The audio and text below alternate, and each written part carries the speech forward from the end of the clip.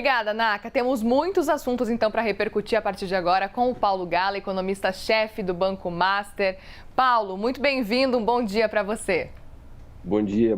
Prazer falar com você e todos os ouvintes. O prazer é nosso, Paulo. Quero te ouvir justamente sobre esse ponto, porque para além do governo federal que a gente tem acompanhado, agora o que a gente vê também é uma movimentação aí por parte também de setores privados, defendendo uma queda da taxa Selic especificamente, né? Quero te ouvir sobre esse ponto, sobre a situação de restrição de crédito que tende a ficar, né, mais aguda se os juros realmente não baixarem. Qual que é a sua avaliação?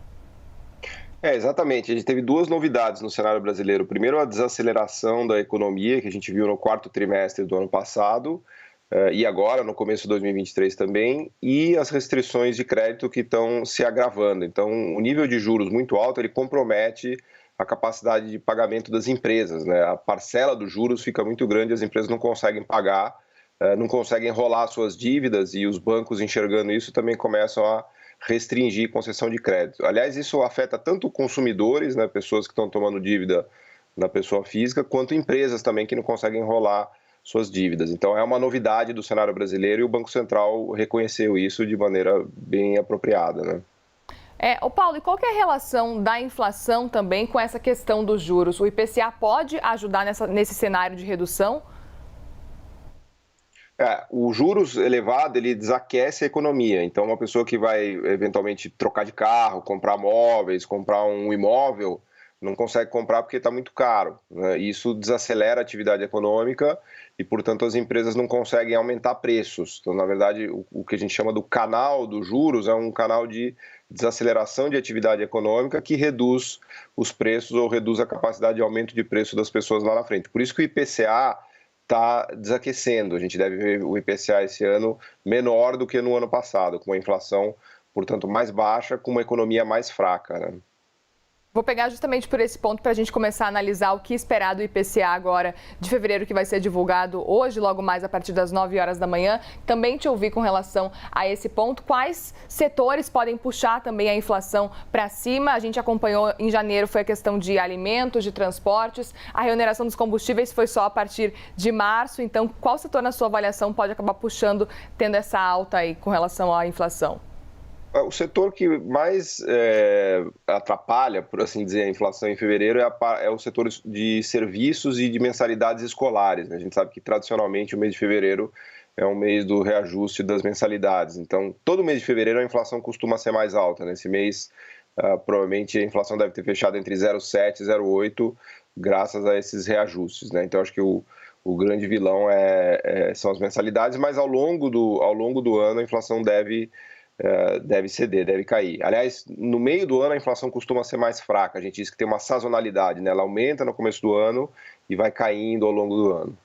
Ou seja, a tendência então é de que no meio do ano aconteça essa desaceleração, é isso?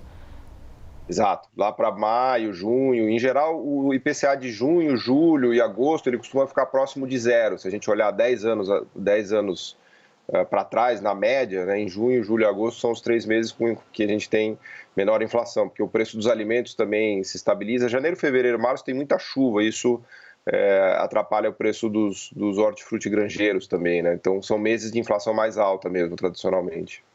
Muito bem, Paulo, eu peço que você continue com a gente aqui, porque a gente tem outro assunto para tratar a partir de agora, porque a gente vai mostrar para você a fala da ministra do Planejamento, a Simone Tebet, que garantiu que o novo arcabouço fiscal vai ser apresentado pelo governo Lula e que vai agradar a todos, inclusive ao mercado. Essa fala da ministra aconteceu logo depois de um encontro com o ministro da Fazenda, o Fernando Haddad, ontem, para tratar justamente sobre essa nova âncora fiscal do país. Vamos ouvir?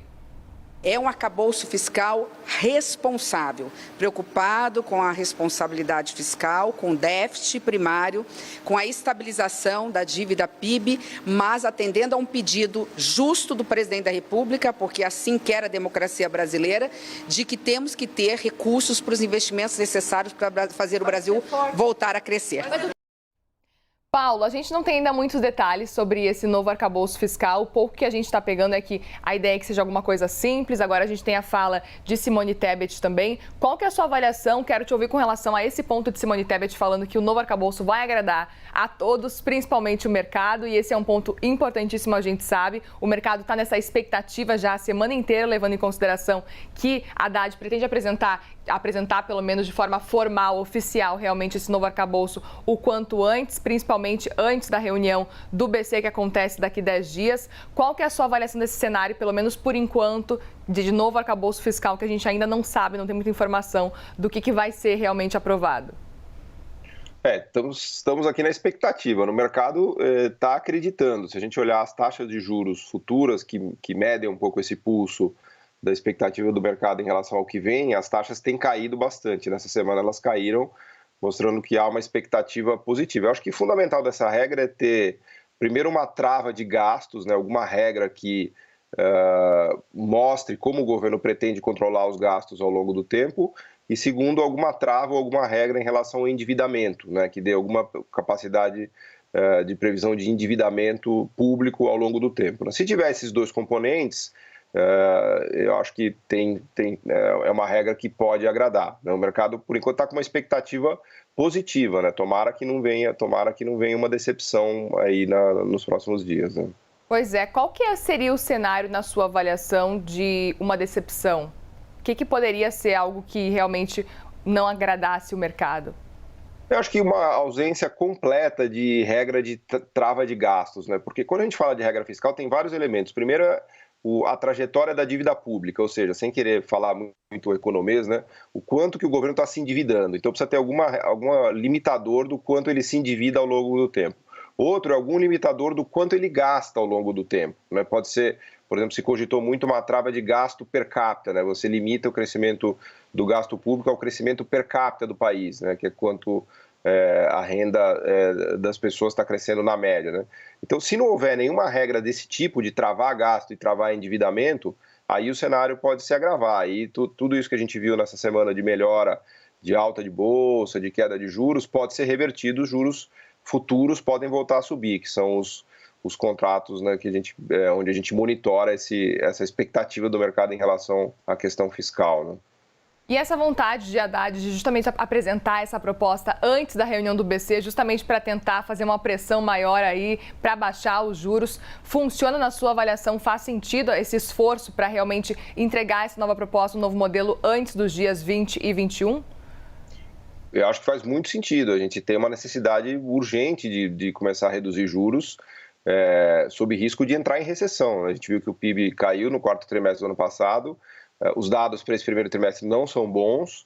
Agora tem a questão do crédito que a gente já comentava. Então, quanto antes essa regra fiscal for anunciada e quanto mais ela puder convencer o mercado e convencer o próprio Banco Central, melhor, porque a gente pode caminhar para um processo já de corte de juros. Então, acho que é até louvável esse esforço da equipe econômica de antecipar tudo isso. Lembra que na discussão da PEC de transição, essa regra tinha ficado para o final do primeiro semestre, né? Então já estamos conseguindo, né? Se eles conseguirem mostrar isso antes do final de março, é uma notícia muito boa, né?